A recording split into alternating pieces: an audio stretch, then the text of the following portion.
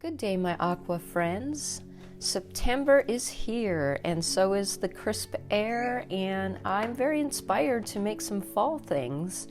So today I chose this pumpkin. This is a really cute reference photo. It has a lot of appeal with the bokeh lights. Let me know what you guys think about this autumn watercolor tutorial. So the first thing we are going to do is work wet on wet watercolor technique by wetting all the background first. And actually there's a lot of colors to lay down, there's a lot of texture in the background. So I'm actually gonna wet the whole thing, but as I go from one side to the other, I am gonna have to end up re-wetting it.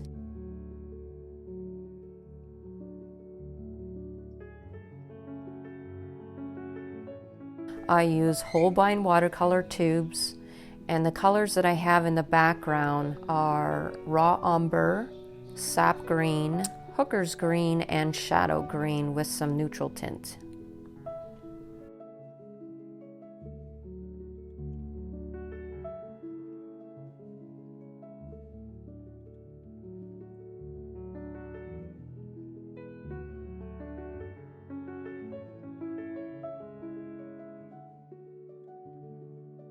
This is that darker green, the shadow green it's called. It's a really nice green, I like it. So I'm just trying to build up the texture and the colors of this background. So I'm trying different things. As the paper starts to dry, my brush strokes are becoming more prominent. So I do want some very light strokes in the background. Everything is quite out of focus and blurry. Also, to break up this big mass of green, it adds a lot of interesting effects and also has that kind of bokeh-ish look when, as the paper's drying, all I did there was flick water onto the paper. Okay, and it produces all these little blooms. So I re-wetted the other side because your paper does dry quickly, and I'm putting in the same colors that I did on the left-hand side. Okay, working the paper in the same manner, building up my colors, very soft colors, using the same sap green, hooker's green, and that raw umber.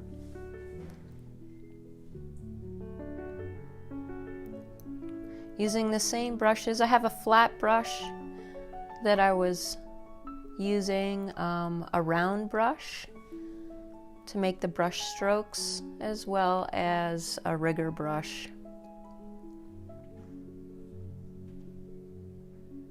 Okay, and also a fan brush. Does a great job of making grasses. If you guys are getting value out of this video and you like my artwork, please think about subscribing and hitting the notification button so that you don't miss any of the videos. I post every Tuesday. As the paper dries, the rigger brush is making the grass blades a little bit more defined, but it will still dry fuzzy and out of focus, and that's what we want for the background. We don't want the foreground competing with the background. So here I'm protecting that one side I've already splattered. I'm taking water and splattering the other side. So now we're gonna let that dry. Starting the pumpkin in the same manner, I'm wetting the flesh of the pumpkin first. So we'll be working wet on wet.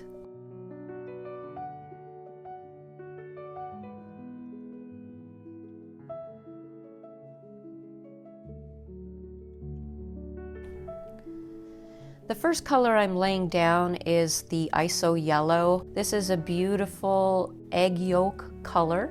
It's very vibrant, so it makes a great underpainting for anything in the warm yellow and orange families. It just has this really beautiful glow through the paper.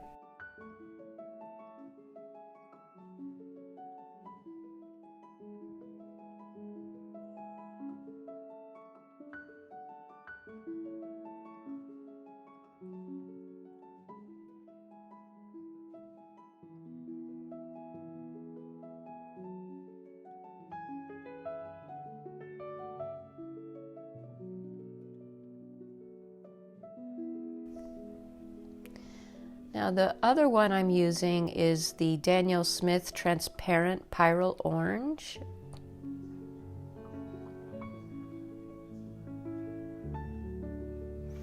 And notice I am also using the paintbrush and painting the pumpkin in a way that also mimics the shape. So you want to go around the pumpkin in a curved fashion with your brush.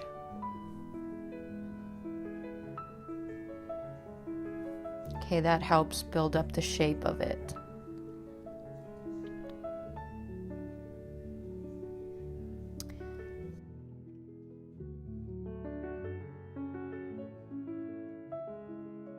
This is a very beautiful bright orange. So using your brush strokes to your advantage, always go in the direction that the pumpkin, the shape of your object is.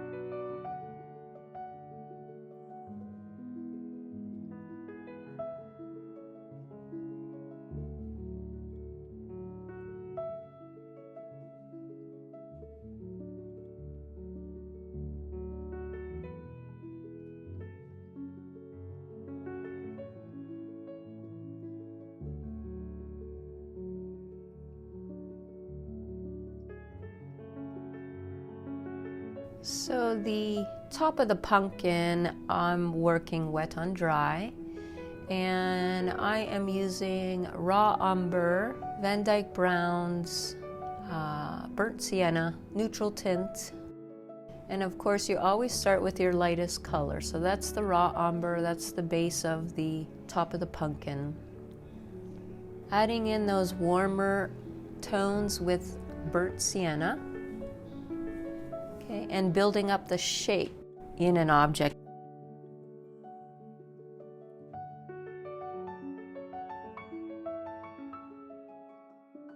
So the darkest areas that I'm seeing, I'm adding in my Van Dyke brown, okay, mixed with some neutral tint.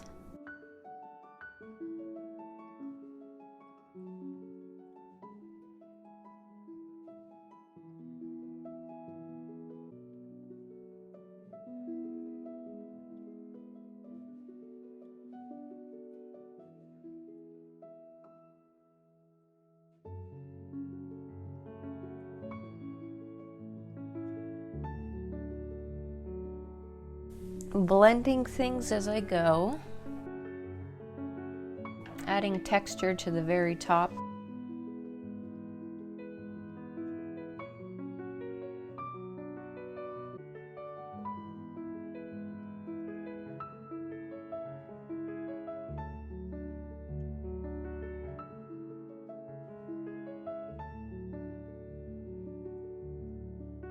Establishing a little bit of those shadows underneath the stalk of the pumpkin.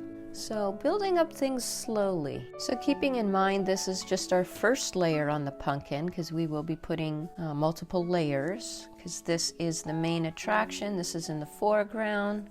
Moving on to my leaf, it has a lot of the same colors. I'm starting off with the raw umber.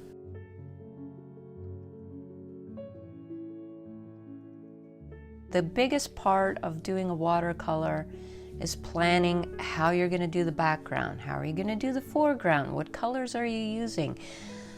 Having a fantastic sketch to follow is like probably 75% of a successful painting. Having to have a plan before you start actually doing your painting. If you skip steps, then you might run into problems. So I'm going around and I'm deepening up. As it's drying, it's allowing me to add more pigment. So I'm going around with more of that umber, having my water consistency of that a little bit more thicker. Adding in some burnt sienna for the warmer tones of the leaf. There's quite a shadow, kind of like in the middle of the leaf, so I'm really building up that burnt sienna color, laying that down while it's still wet.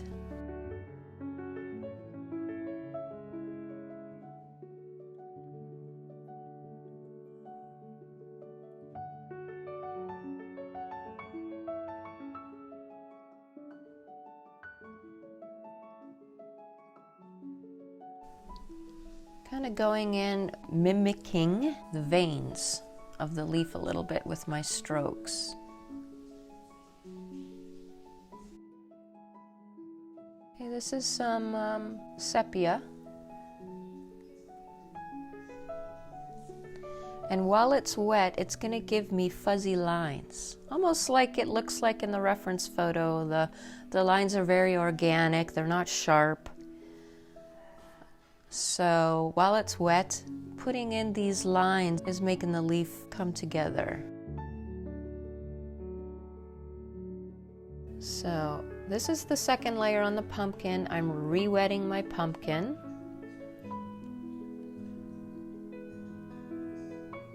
And using that bright orange again, I'm dropping in more color.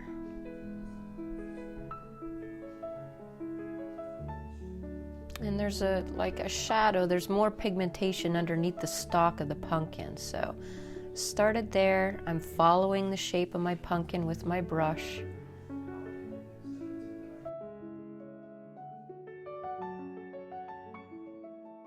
Now I'm adding salt. It is pretty dry, but it's just going to add a little bit of texture. I mean, you'd have to be looking really close up to see the tiny bubbles that it's going to make, but everything, you know, makes it a little bit more realistic. So going over the stalk of the pumpkin again with that raw umber and my Van Dyke brown neutral tint. I'm putting in the very darkest colors there, making it a lot more three-dimensional.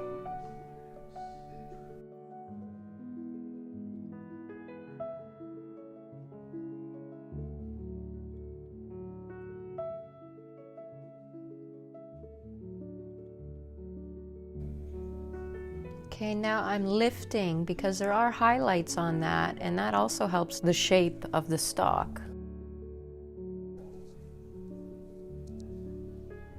Now I'm using the ISO Yellow Deep, which I love this color, and it is going to bring forth a lot of vibrancy from that leaf. Going back in while it's still wet with my burnt sienna.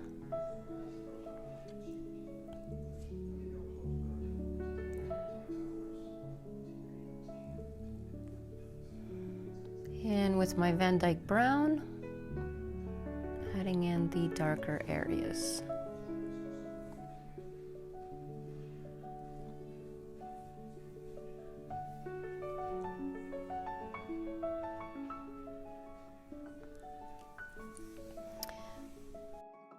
Now that everything's dry, I'm lifting the highlights of the pumpkin. Okay, this is going to make it look more three-dimensional.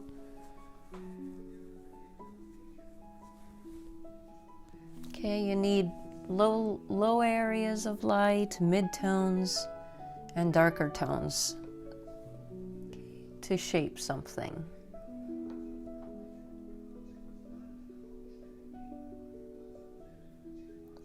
So wherever I see highlights in the reference photo, that is where I am lifting paint off.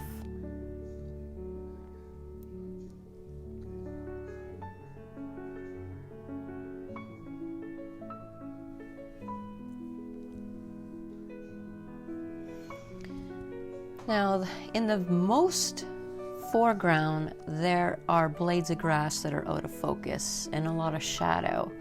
So the pumpkin in this area looks a little darker, has a lot of texture, so I'm just faintly adding in those imperfections, if you will.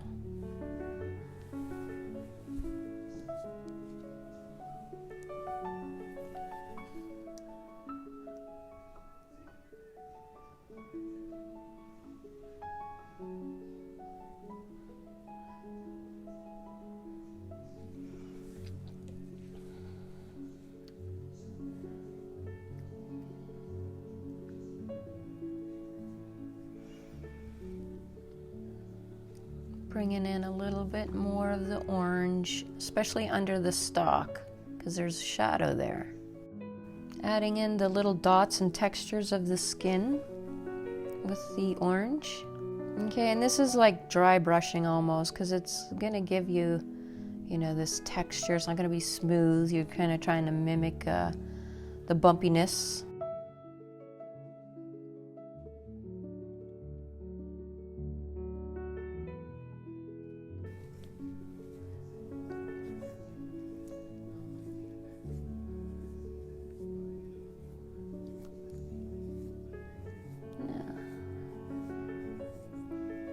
Getting in my darkest areas on the stalk of the pumpkin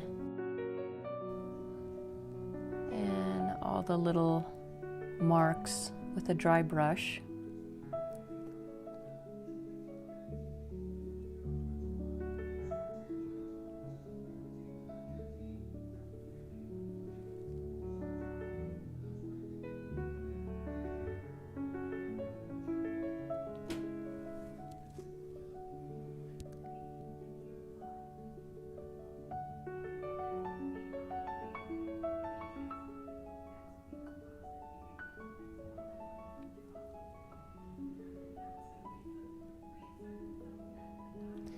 So just adding in the darkest of the darks for that stalk really makes it more realistic. It really makes it so plausible, and it really draws the eye to that pumpkin.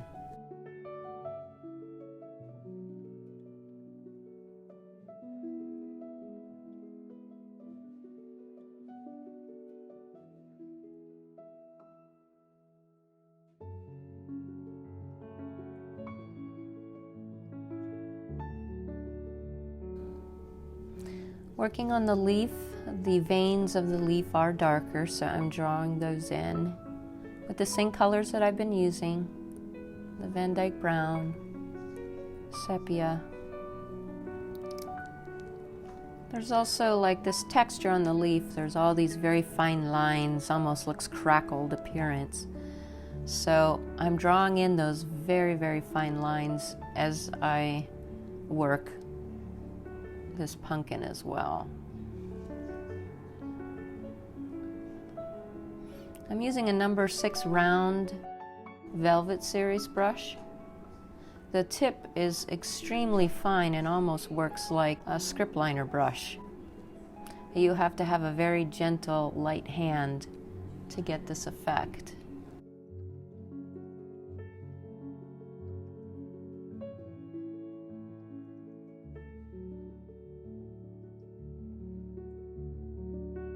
As you can see, these little crackled effect will definitely make it look more realistic.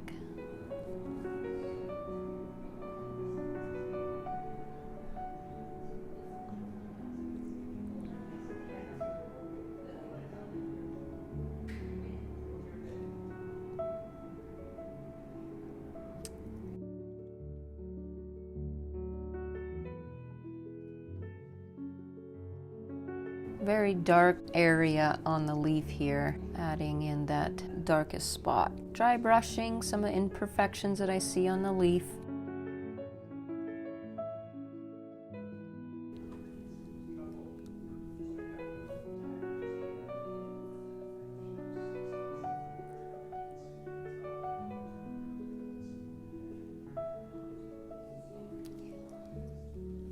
Putting in the shadow underneath the leaf. That really makes the leaf stand apart from the pumpkin, even though they're same fleshy colors. So plane of the foreground that's closest to us is blurry, but it has a lot of darkness. So I was trying to add in a lot of those dark areas first before I put the green on. And I basically keep looking at my reference photo. I keep playing with the colors until it starts looking a lot like the reference photo.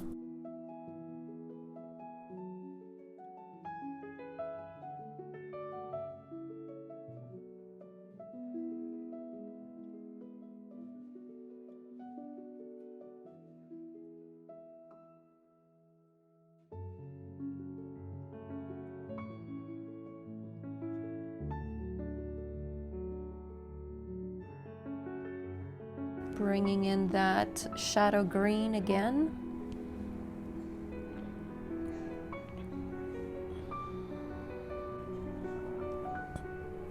Those grasses are still kind of out of focus, but there's a lot of shadow in the right-hand corner, so I pre-wet that before I started laying down some more foliage there.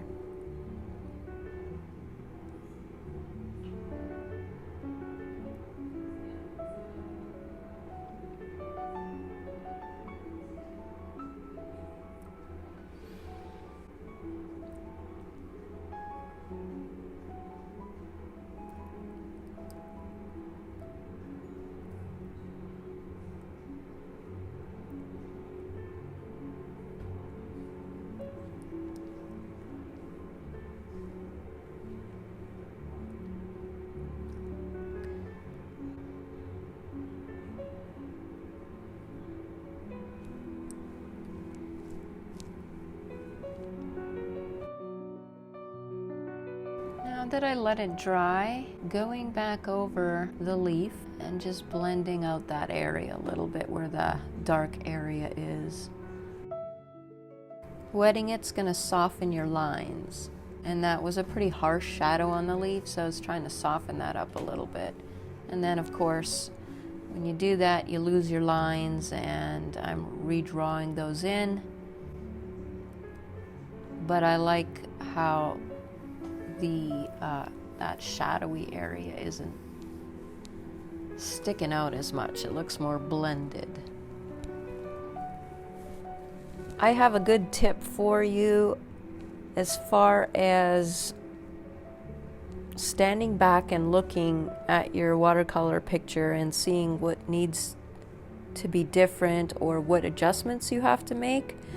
I find the best way to do this is to take a picture of your painting, because when you're in the midst of painting, you don't see things as much as if you step away for a few minutes, take a picture, look at the painting through a picture, and you'd be amazed at how many things jump out at you that you could adjust to make it look nicer.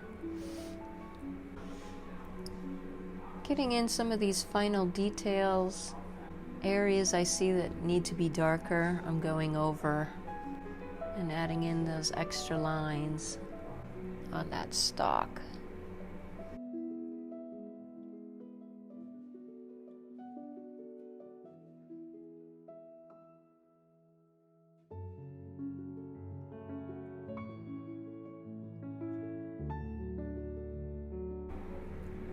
Now I'm lifting paint and getting the highlights that I need to.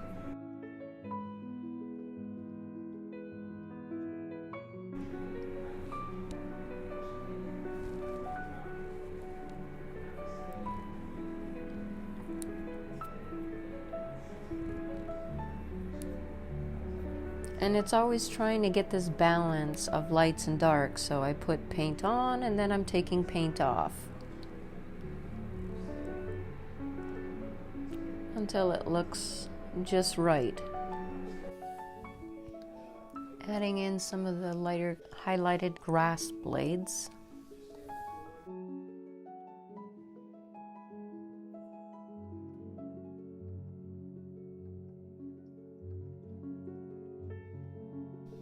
So it takes a little time to lift out all these grass blades, but it does, make it look nicer for sure. It's nice to have those light areas in there.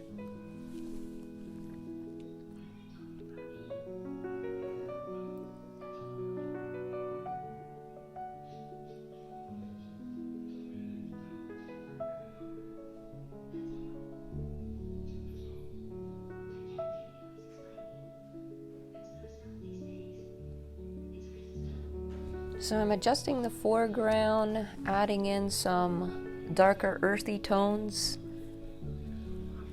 over the area I just lifted, unfortunately, but I just wasn't happy with the color. Blending it out, sort of dry brushing that out onto the pumpkin, and obviously I'll have to relift the color from the blades of grass. but I do think that that color adjustment really makes the painting look nicer.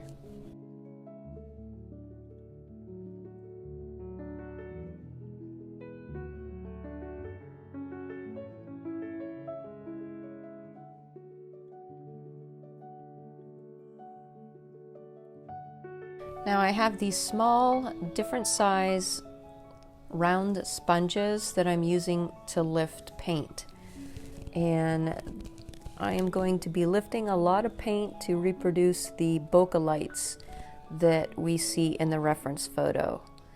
And as you can see, there are a lot of them, and I really do feel like it gives this picture a lot, like almost a magical element to it. It just makes you feel happy inside, and you could kind of imagine being there and feeling the sun on your face and all these sparkles of light in the grass.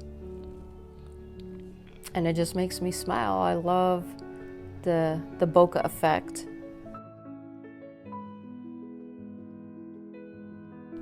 This way of lifting the lights really works well.